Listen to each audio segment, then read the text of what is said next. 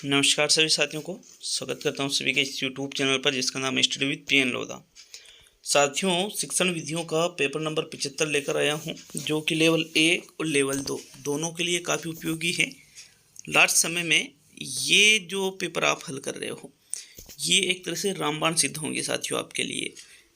एक बात बता दूं कि शिक्षण विधियों का ये जो पेपर है ये पात्रता के साथ साथ में आपके जो थर्ड ग्रेड का मुख्य एग्जाम होगा जनवरी में, उसके लिए भी बेहद उपयोगी है साथियों। इसलिए शिक्षण विधियों के टेस्ट को जरूर देखा करो, चाहे लेवल 1 से हो या लेवल 2 से हो। पहला प्रश्न देखेंगे, आपके प्रश्न संख्या 1 आपसे क्या पूछ रहा है। बच्चों के आकलन का आधार होता है तो व्यवहार में परिवर्तन का, उद्देश्यों का, पाठ्यपुस्तक का और इनमें से कोई भी नहीं। तो प्रश्न नंबर 1 में बताइएगा राइट आंसर। देखिए, आकलन का आधार होता है ऐसा प्रश्न पूछा गया है तो कोई नहीं को तो हम विकल्प में से ही हटा देंगे।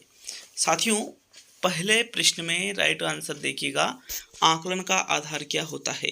तो आकलन का आधार होता है व्यवहार में परिवर्तन, क्योंकि जो हम पढ़ाते हैं किस लिए पढ़ाते हैं कि बच्चों के व्यवहार में परिवर्तन हो, जो अपेक्षित अपन चाहते हैं कि भाई ये व्यवहार में परिवर्तन आना चाहिए। ठीक है, तो इसलिए पहला विकल्प आपके पहले प्रश्न में सही है। नेक्स्ट प्रश्न नंबर 2 पे आएंगे। दूसरा प्रश्न देखेंगे तो प्रश्न नंबर 2 है, पाठ में दिए गए चित्रों का क्या उद्देश्य होता है। पहला विकल्प है, चित्र अमूर्त संकल्पनाओं को समझने में सहायता करते हैं। दूसरा है, चित्रों से पाठ्यपुस्तक आकर्षक बनती है। तीसरा है, चित्र पाठ की शोभा बढ़ाते हैं। और चौथा है, पाठ्यपुस्तक में चित्र देने का प्रचलन है। तो दूसरे प्रश्न में बताइएगा, जो पाठ्य पुस्तक में चित्र दे रखे होते हैं वो चित्र किस लिए देते हैं साथियों। प्रश्न नंबर 2 का सही उत्तर देख लेते हैं। क्या वो चित्र पाठ की शोभा बढ़ाते हैं इसलिए? जी नहीं, गलत है ये। पाठ्य पुस्तक चित्रों से आकर्षक बनती है तो ये भी गलत है। तो पहला या चौथा विकल्प। साथियों, दूसरे प्रश्न में आपके जो सही उत्तर होगा, पाठ में चित्र इसलिए दिए जाते हैं क्योंकि देने का प्रचलन है, ऐसा नहीं है, बल्कि चित्रों के माध्यम से जो अमूर्त संकल्पनाएं होती है उनको बालक मूर्त रूप से जल्द ही समझ जाता है चित्रों के माध्यम से। तो विकल्प नंबर आपका जो यहाँ प्रथम है वो प्रश्न नंबर 2 का सही उत्तर है। नेक्स्ट प्रश्न नंबर 3 की ओर बढ़ते हैं। तो चलिए तीसरा प्रश्न देख लेते हैं। आपके प्रश्न नंबर 3 है, नेत्र के पर्यायवाची शब्द बनाओ। उक्त प्रश्न का मूल्यांकन में किस उद्देश्य की पूर्ति हो रही है। तो ज्ञानात्मक उद्देश्य की, अर्थग्रहण की, बोलकर अभिव्यक्ति की और अभिरुचि की। प्रश्न संख्या 3 में बताइएगा, जो प्रश्न यहाँ पर पूछा गया है, क्या प्रश्न पूछ रहा है, नेत्र के पर्यायवाची शब्द बनाना है। तो पर्यायवाची शब्द बनाना है तो साथियों इसमें अभिरुचि तो नहीं है। पर्यायवाची शब्द कब बनाएगा, जब उसको पता होगा कि नेत्र के पर्यायवाची नेत्र को अन्य किस किस नाम से जाना जाता है। तो ये अभिरुचि नहीं है, ना ही बोलकर अभिव्यक्ति हो रही है, क्योंकि बनाना है। तो साथियों, विकल्प जो आपके 1 और 2 इनमें से कौन सा सही रहेगा। तो जी हाँ, पहला विकल्प ही सही रहेगा। नेत्र के पर्यायवाची शब्द बनाओ, अगर ऐसा प्रश्न हम किसी बच्चे से पूछते हैं तो ज्ञानात्मक उद्देश्य की पूर्ति करता है। प्रथम विकल्प थर्ड प्रश्न में सही है। नेक्स्ट प्रश्न नंबर 4 की ओर बढ़ते हैं। चौथा प्रश्न देख लेते हैं साथियों। आपके प्रश्न नंबर 4 क्या है, वस्तुनिष्ठ प्रश्नों का सबसे बड़ा गुण यह है कि इनमें से प्रश्न कम बनाने पड़ते हैं, इनमें छात्रों को कम लिखना पड़ता है, इसमें अधिक वस्तुनिष्ठता होती है और इसमें अभिव्यक्ति के लिए अधिक अवसर मिलता है। तो प्रश्न नंबर 4 का सही उत्तर बताइएगा। जो ऑब्जेक्टिव टाइप के प्रश्न होते हैं इसका सबसे बड़ा गुण क्या है साथियों। तो देखो, ऑब्जेक्टिव टाइप के प्रश्न तो ज़्यादा बनाने पड़ते हैं, तो ये विकल्प 1 तो आपके गलत हो गया, तो ये आपका आंसर नहीं होगा। छात्रों को कम लिखना पड़ता है, क्या यह सबसे बड़ा गुण है ऑब्जेक्टिव टाइप के प्रश्नों का? जी नहीं, बल्कि इनमें वस्तुनिष्ठता अधिक पाई जाती है साथियों। वस्तुनिष्ठता का मतलब जिसका एक निश्चित उत्तर हो। तो थर्ड विकल्प आपके प्रश्न संख्या 3 में सही है, प्रश्न संख्या 4 में तीसरा विकल्प सही है। बाकी अभिव्यक्ति के लिए अधिक अवसर ऑब्जेक्टिव में नहीं मिलता है, बल्कि निबंधात्मक में मिलता है साथियों। तो थर्ड विकल्प ही आपके चौथे प्रश्न में सही रहेगा। नेक्स्ट प्रश्न नंबर 5 पे आएंगे। पांचवा प्रश्न है आपके, भारत में कॉमन स्कूल सिस्टम के संप्रत्यय का जनक माना जा सकता है। कोठारी आयोग को, माध्यमिक शिक्षा आयोग को, विश्वविद्यालय आयोग को और कोई नहीं। तो कोई नहीं को तो आप हटा दीजिए। देखिए, कॉमन स्कूल सिस्टम के संप्रत्यय का जनक प्रश्न संख्या 5 में पूछा जा रहा है। तो 5वें प्रश्न में यहाँ पर राइट आंसर रहेगा साथियों जो कोठारी आयोग था 1964-66 वाला, इसको ही कॉमन स्कूल सिस्टम के संप्रत्यय का जनक माना जा सकता है। तो विकल्प एक आपके प्रश्न 5 में सही है। कोठारी आयोग के जनक कौन थे? दौलत सिंह कोठारी थे साथियों। ठीक है, याद रखना इस फैक्ट को भी आपको। तो चलिए छठे प्रश्न की ओर बढ़ेंगे। आपके प्रश्न नंबर 6 है, वे मूल्य जिनसे व्यक्ति को किसी रसानुभूति का अनुभव होता है कहलाते हैं। सौंदर्यात्मक मूल्य, सामाजिक मूल्य, आर्थिक मूल्य और आध्यात्मिक मूल्य। तो व्यक्ति को रसानुभूति का अनुभव हो रहा है साथियों, और जिन मूल्यों में व्यक्ति को रसानुभूति का अनुभव होता है उसको आर्थिक मूल्य तो आप कह नहीं सकते हो, सौंदर्यात्मक, सामाजिक या आध्यात्मिक। तो छठे प्रश्न में आपके जो सही उत्तर है वो रहेगा विकल्प नंबर 1। जिन मूल्यों से व्यक्ति को रसानुभूति का अनुभव होता है उनको सौंदर्यात्मक मूल्य के नाम से जाना जाता है। प्रथम विकल्प छठे प्रश्न में सही है। चलिए नेक्स्ट प्रश्न नंबर 7 की ओर बढ़ते हैं। 7वां प्रश्न है आपके, पाठ्य पुस्तक के अंत में प्रश्नमाला दी जाती है। तो देखिएगा, गृह कार्य हेतु, पुनरावृत्ति हेतु, सुदृढ़ीकरण हेतु और इनमें से सभी। तो प्रश्न संख्या 7 में सही उत्तर बताना है आपको। देखिएगा 7वें प्रश्न में अगर हम सही उत्तर की बात करें तो पाठ्य पुस्तक के अंत में जो प्रश्नमाला दी जाती है उसका मुख्य उद्देश्य क्या होता है कि बालक उससे गृह कार्य भी कर सकता है, पाठ्य पुस्तक की पुनरावृत्ति की जा सकती है और सुदृढ़ीकरण भी अपने ज्ञान का बालक कर सकता है। तो उपरोक्त सभी वाला जो चौथा विकल्प है आपके प्रश्न नंबर 7 में सही है साथियों। नेक्स्ट प्रश्न नंबर 8 की ओर बढ़ते हैं। 8वां प्रश्न है आपके, प्राथमिक स्तर पर कौन सा भाषा शिक्षण का उद्देश्य नहीं है। तो विभिन्न संदर्भों में भाषा का प्रभावी प्रयोग करना, स्पष्टता एवं आत्मविश्वास के साथ अपनी बात कहना, वर्णमाला को क्रम से कंठस्थ करना और ध्वनि संकेत चिन्हों का संबंध बनाना। तो जो भाषा शिक्षण का उद्देश्य प्राथमिक स्तर पर नहीं है साथियों वो आपको देखना है प्रश्न नंबर 8 में। साथियों प्राथमिक स्तर पर भाषा शिक्षण के उद्देश्यों में बालक विभिन्न संदर्भों में भाषा का प्रभावी प्रयोग कर सके, आत्मविश्वास और स्पष्टता के साथ अपनी बात कह सके, इन दोनों उद्देश्यों को तो सम्मिलित किया जाता है। लेकिन वर्णमाला को क्रम से कंठस्थ करना ये भाषा शिक्षण के उद्देश्यों में नहीं आता है। तो विकल्प नंबर आपका जो 3 है, क्योंकि कंठस्थ करना तो रटना हो गया, तो थर्ड विकल्प आपके प्रश्न नंबर 8 में सही है। नेक्स्ट प्रश्न संख्या 9 की ओर बढ़ेंगे। तो चलिए 9वां प्रश्न देख लेते हैं। आपके प्रश्न नंबर 9 है, उपचारात्मक शिक्षण की सफलता निर्भर करती है किस पर। उपचारात्मक शिक्षण की सामग्री पर, भाषिक नियमों के ज्ञान पर, समय व अवधि पर और समस्याओं के कारणों की सही पहचान पर। तो 9वें प्रश्न का सही उत्तर बताइए साथियों, कौन सा विकल्प आपके प्रश्न नंबर 9 में सही है। जो उपचारात्मक शिक्षण किया जाता है इसकी सफलता किस पर निर्भर करती है। देखो उपचारात्मक शिक्षण में हम छात्रों की कमियों को दूर करने का कार्य करते हैं, तो साथियों इसकी सफलता समस्याओं के कारणों की सही पहचान पर निर्भर करती है। क्योंकि यदि हम समस्याओं के कारणों की सही पहचान करेंगे तभी तो उपचार कर सकेंगे। अगर हमने सही पहचान ही नहीं कर पाए तो जो मूल कारण उसको तो हम देख ही नहीं पाएंगे। अतः चौथा विकल्प आपके प्रश्न संख्या 9 का सही उत्तर होगा। नेक्स्ट प्रश्न नंबर 10 की ओर बढ़ते हैं। तो चलिए 10वां प्रश्न देख लेंगे। आपके प्रश्न नंबर 10 है, 1976 के संवैधानिक संशोधन के अनुसार शिक्षा को किस सूची में रखा गया है। केंद्र सूची में, राज्य सूची में, समवर्ती सूची में और राज्य, केंद्र और समवर्ती सूची में। देखो टाइपिंग मिस्टेक की वजह से यहाँ समावर्ती टाइपिंग हुआ है, बट समवर्ती सूची है ये। ठीक है, तो 10वें प्रश्न में सही उत्तर देख लेते हैं। देखिए 1976 का जो संवैधानिक संशोधन हुआ था इसके अनुसार शिक्षा को समवर्ती सूची में रखा गया है। किस में रखा गया है साथियों? समवर्ती सूची में। और समवर्ती सूची होती क्या है सभी को पता है, वह सूची जिस विषय पर केंद्र और राज्य दोनों को कानून बनाने का अधिकार होता है साथियों। तो शिक्षा पर भी ऐसा ही है, केंद्र भी कानून बना सकती है और राज्य भी कानून बना सकती है।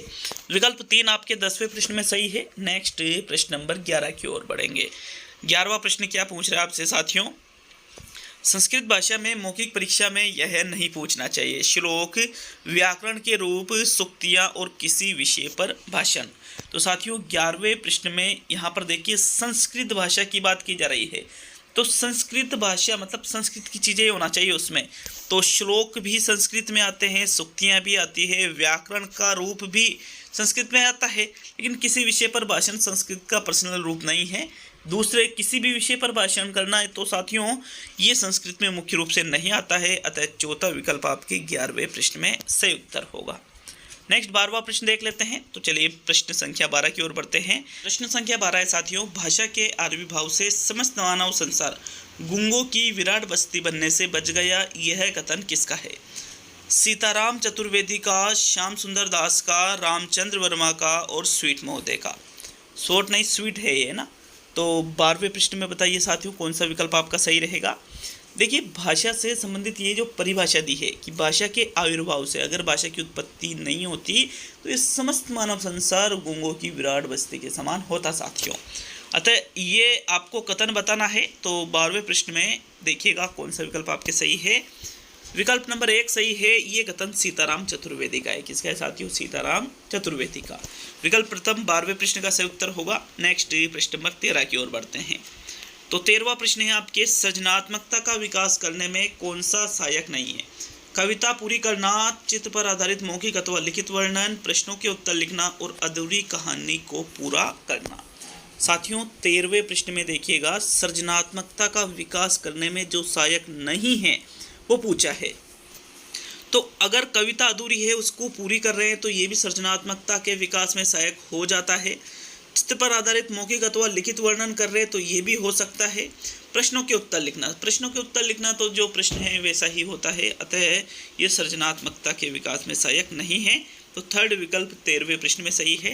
नेक्स्ट प्रश्न नंबर 14 की ओर बढ़ते हैं। 14वां प्रश्न है आपके, भाषा शिक्षण का बहुभाषिक संदर्भ एक से अधिक भाषाएं सीखने की ओर संकेत करता है। एक से अधिक भाषाओं में शिक्षण सामग्री है, एक समस्या है और बच्चों द्वारा शिक्षण एक से अधिक भाषाओं मुख्य उद्देश्य प्रयोग होता है करने की ओर संकेत करता है। टाइपिंग मिस्टेक की वजह से एक तरह से विकल्प ही आपके 14वां जो प्रश्न है इसमें अधूरा है साथियों। तो देखो यहाँ पर प्रश्न संख्या जो 14 है इसका सही उत्तर आपको देना है। तो 14वें प्रश्न में राइट आंसर देख लेते हैं। देखो चौथे विकल्प को आप हटा दो, टाइपिंग मिस्टेक की वजह से पूरा ही विकल्प खराब हो गया है ये। ठीक, 3 विकल्प आपके पास है, पहला दूसरा तीसरा। तो समस्या तो नहीं कह सकते, बहुभाषिक भाषा मतलब एक से अधिक भाषा का जहाँ प्रयोग होता है। तो साथियों एक से अधिक भाषाओं में शिक्षण सामग्री है या एक से अधिक भाषाएं सीखने की ओर संकेत करती है। तो जो दिए गए विकल्प है इसके आधार पर हम देखें तो यहाँ पर कौन सा विकल्प सही रहेगा प्रश्न नंबर 14 में। तो साथियों यहाँ 14वां प्रश्न जो है वो दूसरा विकल्प सही रहेगा। कैसे करेंगे दूसरे विकल्प को सही? क्योंकि भाषा एक से अधिक भाषाओं का प्रयोग हो रहा है तो आप उसको शिक्षण सामग्री की तरह प्रयोग कर सकते हैं, संसाधन की तरह प्रयोग कर सकते हैं साथियों। सीखने की ओर संकेत करती है तो ये गलत है, इतना सही नहीं है। दूसरा ही विकल्प 14वें में सही रहेगा। नेक्स्ट प्रश्न नंबर 15 की ओर बढ़ते हैं। 15वां प्रश्न है, सबसे पहली ज्ञात उत्पत्ति प्रदान करने का श्रेय किसे दिया जाता है? बेल को, थेल्स को, लोक को और मार्शल को। साथियों प्रश्न संख्या 15 में बताया राइट आंसर, जो सबसे पहले ज्ञात उपपत्ति थी वो किसके द्वारा दी गई थी? तो 15वें प्रश्न में राइट आंसर देख लेते हैं। आपके जो दूसरा विकल्प है थेल्स के द्वारा ही सबसे पहले ज्ञात उत्पत्ति दी गई थी साथियों। सेकंड विकल्प आपके प्रश्न नंबर 15 में सही रहेगा। नेक्स्ट 16वें प्रश्न की ओर बढ़ते हैं। तो आपके प्रश्न नंबर 16 है, निम्नलिखित में से कौन सा आकलन अंक आधारित परीक्षाओं से संबंधित है? योगात्मक, रचनात्मक, निंदनात्मक और इनमें से कोई भी नहीं। साथियों 16वें प्रश्न में बताइएगा राइट आंसर, जो आकलन अंक आधारित परीक्षाओं से संबंधित है वो किस विकल्प में दे रखा है? साथियों रचनात्मक में ग्रेड प्रदान की जाती है, निदान में भी अंक प्रदान नहीं किए जाते, बल्कि जो योगात्मक आकलन होता है साथियों, जो सत्र के अंत में और मध्यावधि मतलब एक तरह से मध्यावधि परीक्षा जिसको हम कहते हैं, जो अर्धवार्षिक परीक्षा है, जो वार्षिक परीक्षा है, ये दोनों ही चीज़ें योगात्मक आकलन के अंतर्गत आती है और इन दोनों में ही अंक प्रदान करने का कार्य किया जाता है। अतः योगात्मक आकलन जो प्रथम विकल्प है आपके 16वें प्रश्न में, यही आपका सही उत्तर है साथियों। तो चलिए आगे बढ़ेंगे प्रश्न नंबर 17 की ओर। 17वां प्रश्न देख लेते हैं। आपके प्रश्न नंबर 17 है, हिंदी भाषा शिक्षण का एक मुख्य उद्देश्य है। पहला विकल्प है भाषा का ज्ञान देना, दूसरा है प्रश्न पूछने, अपनी बात कहने का अवसर देना, मौन पठन के उपरांत शब्दार्थ कराना, तीसरा विकल्प और व्याकरणिक नियम कंठस्थ कराना। तो जो हिंदी भाषा शिक्षण का मुख्य उद्देश्य यहाँ पर दे रखा है, देखो चौथा विकल्प तो आपका आंसर होगा ही नहीं क्योंकि कंठस्थ कराना तो नहीं होता है। पहला, दूसरा या तीसरा विकल्प प्रश्न संख्या 17 में। तो साथियों मौन पठन के उपरांत शब्दार्थ कराना, ये भी विकल्प आपका गलत है। ये हिंदी भाषा शिक्षण का मुख्य उद्देश्य नहीं है। तो 17वें प्रश्न में जो सही उत्तर है वो रहेगा विकल्प नंबर 1, क्योंकि हिंदी का नाम आ रहा है ना, हिंदी का नाम आ रहा है तो हिंदी क्या एक भाषा है, तो भाषा का ज्ञान देना इसका मुख्य उद्देश्य रहेगा साथियों। ठीक है, विकल्प 1 आपके प्रश्न संख्या 17 में सही रहेगा, क्योंकि दूसरा विकल्प तो अन्य भाषाओं में भी हो सकता है, इसीलिए हम प्रथम विकल्प पे जाएंगे प्रश्न नंबर 17 में। चलिए नेक्स्ट प्रश्न नंबर 18 को देख लेते हैं। तो आपकी 18वां प्रश्न आपसे क्या पूछ रहा है साथियों? प्रश्न नंबर 18 है, जब भाषा सीखने की प्रक्रिया बच्चे के दैनिक जीवन की जरूरतों से जुड़ी हो तो भाषा सीखना सार्थक होता है, भाषा सीखना निरर्थक होता है, भाषा सीखना कठिन हो जाता है और बच्चों को विशुद्ध मनोरंजन की प्राप्ति होती है। तो 18वें प्रश्न को पढ़ लीजिए अच्छी तरह से और फिर इसके सही विकल्प का चयन कीजिए साथियों। देखिएगा, जब भाषा सीखने की प्रक्रिया बच्चे के दैनिक जीवन से जुड़ रही है साथियों, दैनिक जीवन जिस जीवन को जी रहा है उससे जुड़ी हुई है, तो भाषा सीखना सार्थक हो जाता है। बिल्कुल सही बात है, ये आपका आंसर हो सकता है। दूसरा कह रहा है निरर्थक होता है, तो ये तो बिल्कुल ही गलत है, ये आपका आंसर नहीं होगा। भाषा सीखना कठिन हो जाता है, तो कठिन नहीं होगा, सरल होगा, तो ये भी गलत है। बच्चों को विशुद्ध मनोरंजन की प्राप्ति होती है, मनोरंजन प्राप्त करना ये तो इम्पोर्टेंट है साथियों। तो विकल्प नंबर आपका जो 1 है प्रश्न नंबर 18 का बिल्कुल सही उत्तर है। चलिए नेक्स्ट प्रश्न नंबर 19 की ओर बढ़ते हैं। यहाँ प्रथम विकल्प 18वें में सही है साथियों। 19वां प्रश्न आपके आता है, निम्नलिखित में से कौन सा आकलन प्रत्यक्ष व त्वरित होता है? योगात्मक आकलन, रचनात्मक आकलन, निदानात्मक आकलन और इनमें से कोई भी नहीं। तो जो आकलन का प्रत्यक्ष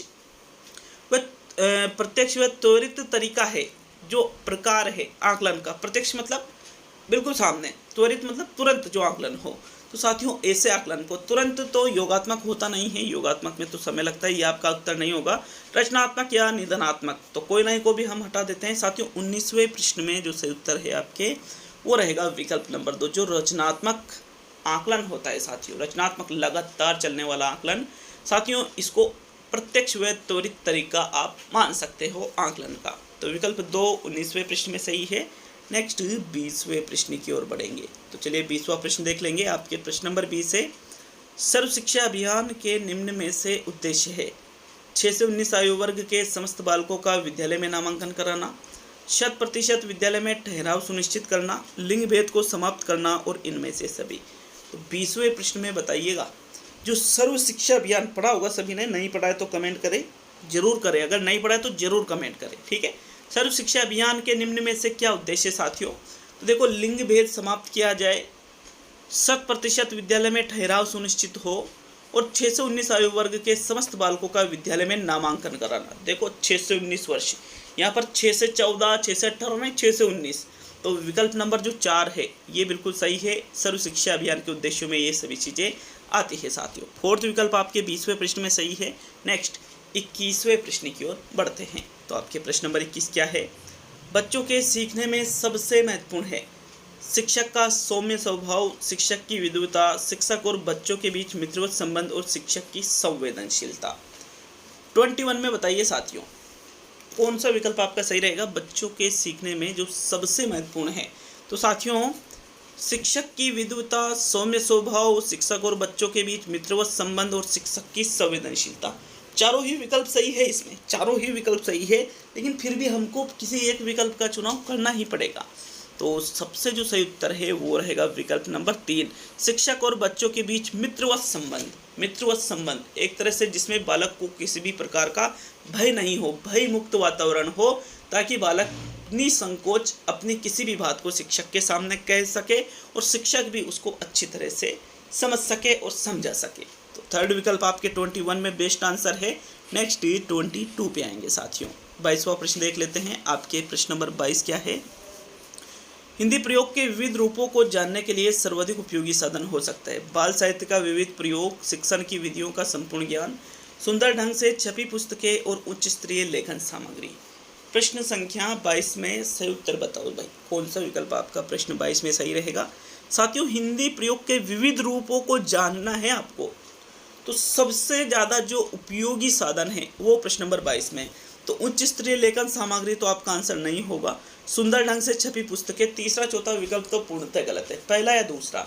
तो साथियों शिक्षण विधियों का पूर्ण ज्ञान या बाल साहित्य का विविध प्रयोग, तो विविध रूप जानना है तो विविध प्रयोग बाल साहित्य का, ये बिल्कुल बेस्ट आंसर है आपके प्रश्न नंबर 22 में। प्रथम विकल्प सही रहेगा साथियों। नेक्स्ट 23वें प्रश्न की ओर बढ़ते हैं।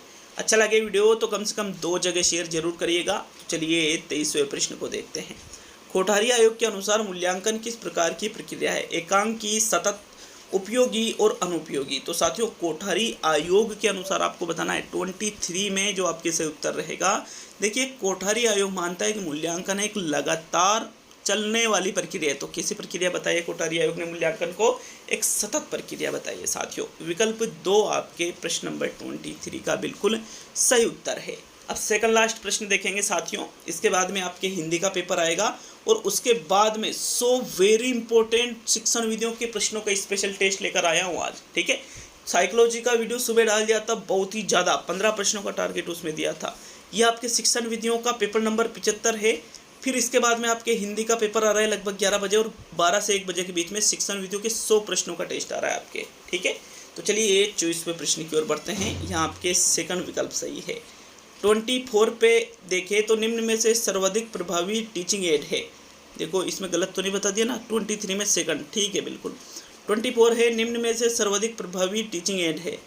तो टीचिंग एड की बात की जा रही है शिक्षण सामग्री की, charts, field trips, colour chart और फिल्म स्ट्रिप। तो साथियों इनमें से जो सर्वाधिक प्रभावी है वो आपको बताना है 24 में। 24वें प्रश्न का जो सही उत्तर देखें तो साथियों चार्ट, कलर चार्ट या फिल्म स्ट्रिप नहीं, बल्कि इसका सही उत्तर होगा फील्ड स्ट्रिप। फील्ड स्ट्रिप का मतलब क्या होता है? क्षेत्र का भ्रमण करना। क्या होता है? क्षेत्र का भ्रमण करना, जिसमें बालक प्रत्यक्ष अनुभव की प्राप्ति करेगा साथियों। तो इसलिए इसको सबसे ज़्यादा प्रभावी माना जाएगा। तो 24 में आपके सेकंड विकल्प सही है। अब आज का अंतिम और 25वां प्रश्न, कमेंट करेंगे कि भाई 25 में से कितने प्रश्न आपने सही किए हैं। प्रश्न नंबर 25 से उपचारात्मक शिक्षण हेतु सर्वप्रथम क्या किया जाता है?